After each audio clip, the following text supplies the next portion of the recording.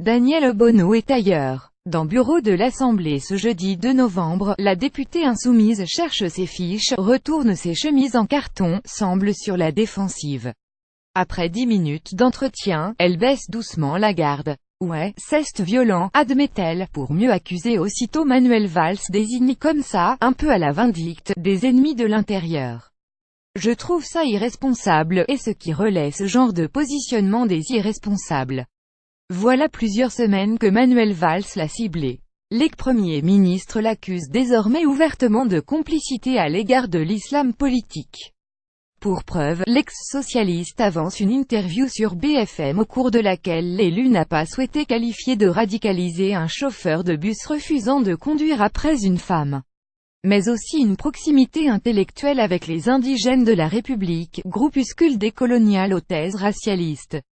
La suite après cette publicité ce dimanche, c'est précisément sur ce dernier point que Danièle Obono a prêté le flanc à une nouvelle polémique.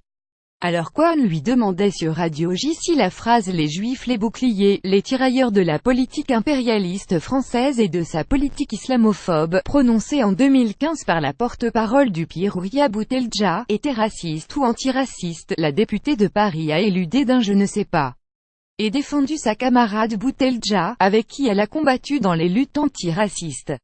La même Boutelja, dont l'intellectuel désormais insoumis Thomas Guénolé avait, preuve à l'appui, dénoncé avec méthode les thèses racistes lors d'un débat en mars 2016 dans l'émission Ce soir ou jamais. Je ne vais pas me renier les propos d'Obono sur Houria Boutelja n'engage qu'elle, a tweeté cette fois Guénolé.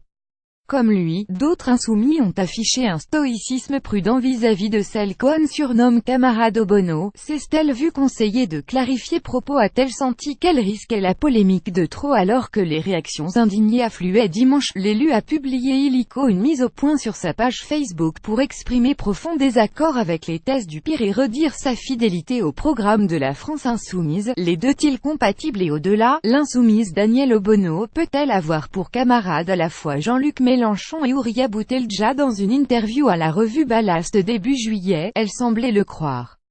Ça peut poser problème, autour de moi, mais je ne vais pas me renier, elle n'est pas fasciste, me semble-t-il, elle n'est pas, alors qu'il est passé à l'ennemi. Des camarades me disent le contraire. ESTCE que ça fait de moi la cinquième colonne du mouvement social. Jean-Luc Mélenchon, lui, a répondu en personne à la LICRA qui lui demandait de clarifier sa position sur les déclarations de sa députée. Dans une courte missive rendue publique par l'association elle-même ce mercredi 8 novembre, le leader insoumis se dit en totale opposition politique avec le PIR et assure que la phrase d'Houria Boutelja est une déclaration antisémite avérée. Sans toutefois évoquer le cas de Danièle Obono, ni commenter sa camaraderie avec la porte-parole du PIR, c'est vrai qu'elle n'a pas la même histoire politique ni la même sensibilité que nous, se borne à dire le député LFI Éric Coquerel.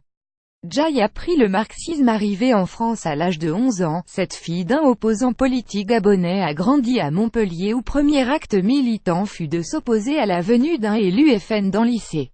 Le deuxième consista à se rendre à Millau à l'été 2000, alors qu'elle n'a que 20 ans, pour soutenir José Bové, poursuivi à l'époque pour le fameux démontage du McDo. Elle y rencontre des militants d'attaque et intègre le SPEB, le socialisme par en bas. Ce groupe d'extrême gauche est inspiré du Socialist Workers Party SWP, un mouvement trotskiste britannique, dont l'un des leaders, Chris Harman, a notamment théorisé la ligne de conduite à adopter à l'égard de l'islam politique.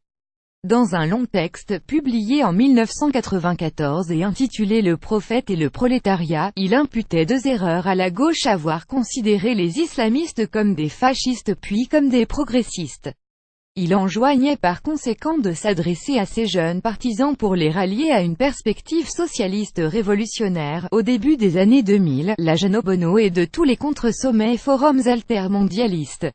Nice, Gênes, Florence ou encore Londres en 2003.